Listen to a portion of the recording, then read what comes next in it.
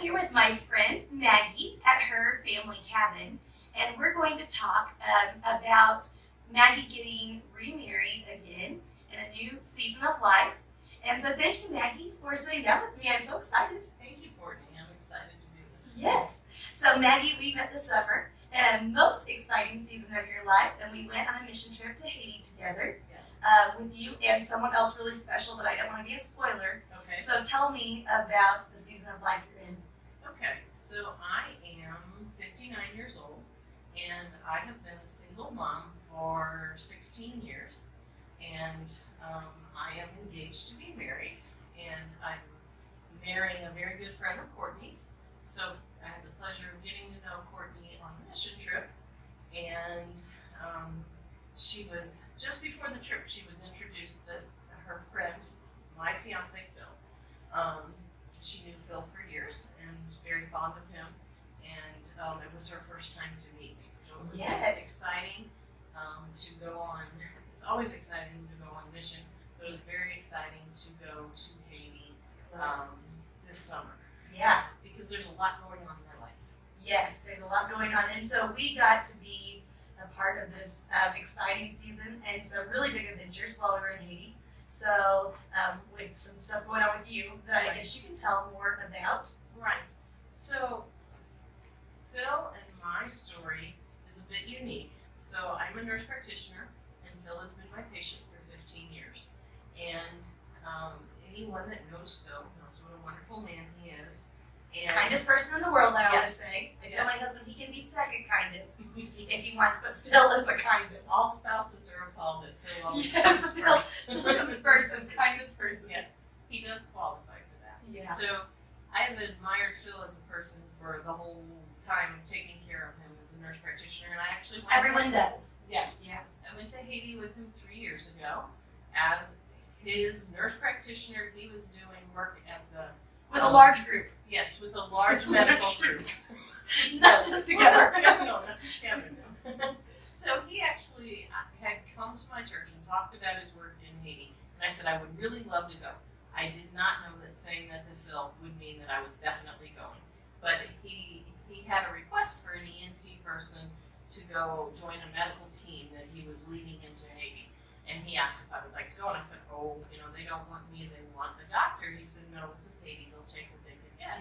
So he actually paired me with a very seasoned medical team that goes every year and had for like 7 years. So I was kind of the new kid on the block, but it was a wonderful experience, and it was my first mission trip, and I was on fire for mission, for Haiti, for life. And then also getting to know Phil as a friend, suitably, on that trip. It was a great experience. But then, sadly, Phil lost his wife last year, suddenly, unexpected, from a heart attack. And as his nurse practitioner, taking care of his allergies, he returned to the office. His wife was a nurse and had been doing his shots at home, so he returned heartbroken, devastated, and just pretty much in shock. And so just as his practitioner and as a friend who had been on mission with him, I wanted to be of support to him. But little did he know, or I know, that had another plan for us. Yeah. And he had placed us together on this pathway of life and in this new season. And it really has been quite amazing to both of us, and a true blessing. So Yes. we are now engaged to be married, and we'll be married in a little while. Yes. And you guys were so much fun in Haiti. I was a self-appointed chaperone. I think I did an outstanding job, Maggie. I agree. She was an overachiever as a Great. chaperone. That's And she also was a self-appointed marriage counselor. I was, and we really talked it through. Yes, we We did. got to the heart of We everything. went to the I found no nitty-gritty problems. of everything. Nitty-gritty of everything. And we got her stamp of approval. Yes, absolutely. You got my blessing. And actually, I have to say that you were an overachiever because we weren't required to do our marriage counseling from our pastor because he felt that you had done such a thorough job. Really? He said, no stones have been left unturned. There's nothing more than Are I you can tell serious? You really turned to your marriage? I'm I serious. did your marriage counseling. That's great. And she also I did. Suggested herself as the guest. I did. I said, I could say in my Haitian Creole, when people come in, bienvenue. And that was the plan. You know, in Haiti, that was a kind of a joke. And then Phil messaged me just a few weeks ago and said, after numerous extensive interviews with all of the other candidates for guest book, we have decided you are indeed our top candidate for guest book attendant. That was is so true. excited. That's true. That's fun. And we're thrilled that you're going to do that. Oh, well, I'm really good to be part of your special day. I'm so excited. So I know that you are a good mother because you mothered the three of us in the 30s when we went to Haiti together this year. And so you said you were a single mom for 16 years. Yes. Yeah, and so were you just waiting patiently on God, or was this like totally unexpected? I was waiting very patiently, although I was beginning to feel like this is it for me. You know, I'm a happy person. I like my work a lot. I love being a mother and now a grandmother. And I was content that if that's what God wanted me to do, that would be it. Yeah. And little did I know that He had a whole other wonderful plan.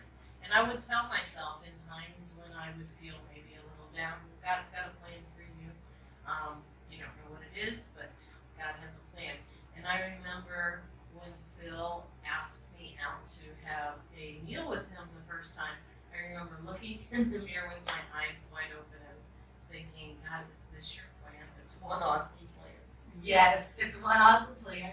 That is great. Oh, I love that. When we were in Haiti this summer, another mutual friend of ours, Jenny, was with us. She was one of the three girls in our 30s. It was the three of us and you and Phil. And so we had so much fun because it was just a mission team of 5, and usually mission teams can be a lot bigger than that. And so we had a great time. Jenny talked about what an encouragement you and Phil are to her because she's been a single mom for the past few years. And so I wonder if there are a lot of other women who feel that same way, who look at your story and are so encouraged, because what would you say to a woman in a season of being a single mom? Maybe she's been a single mom for a long time, like getting close to 16 years, or maybe she's new to it and she thinks, is this it for me? As she said. It's very interesting because friends always are quick to give their opinion. And I had multiple friends that would tell me, you need to get out there. You're not going to meet anyone staying at home babysitting your grandchildren.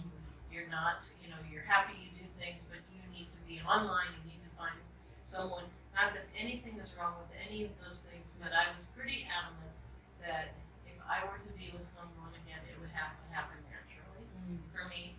And indeed it did. And many people told me, well, good luck with that.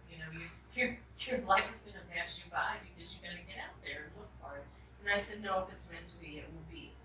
And so other friends that I have in other walks of life will say, oh, you give me encouragement that maybe there's someone for me.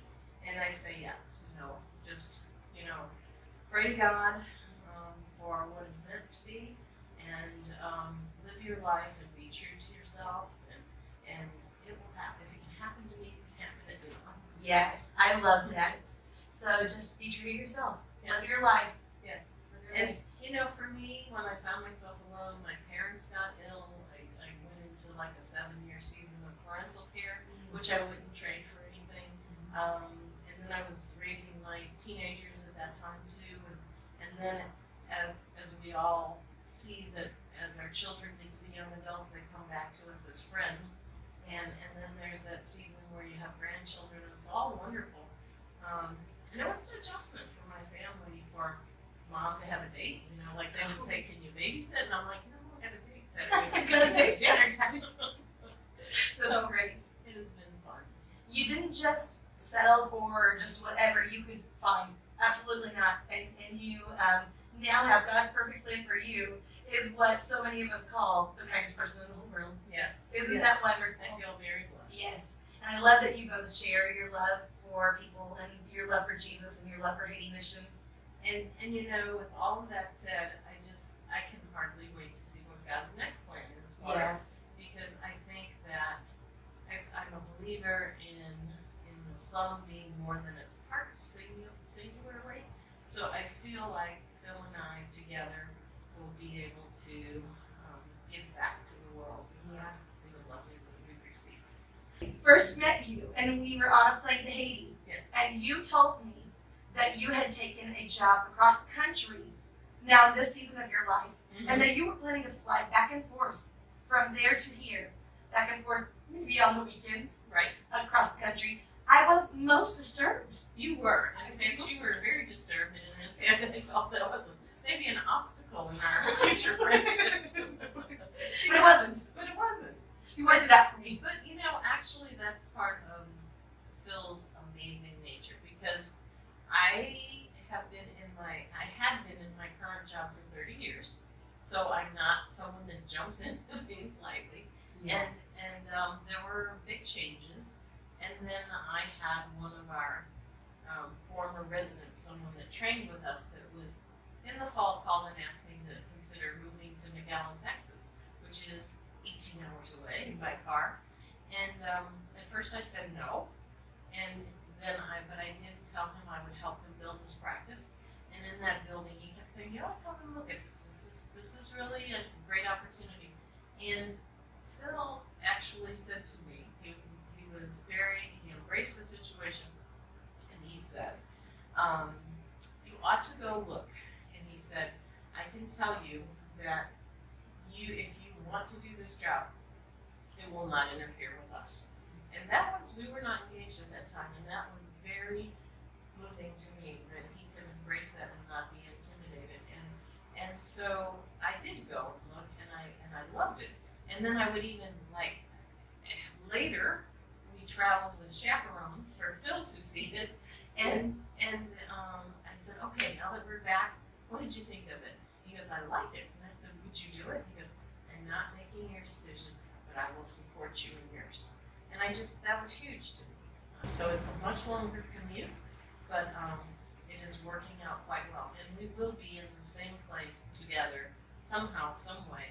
And everyone else is more worried about that than us, because we know it will be fun. Yes. Yeah, you have a piece of that, and that's what matters. When we were in Haiti, I was like, well, I will be your girl, Maggie. And I'm so excited that I was, and I'm so excited that we got to be friends. I am too. And I'm so excited that I get to be the guest book attendant at the Phil and Maggie wedding. We're thrilled too. And when people come in, I will maybe or maybe not say bienvenue in Haitian Creole. That would be awesome. We'll see about that.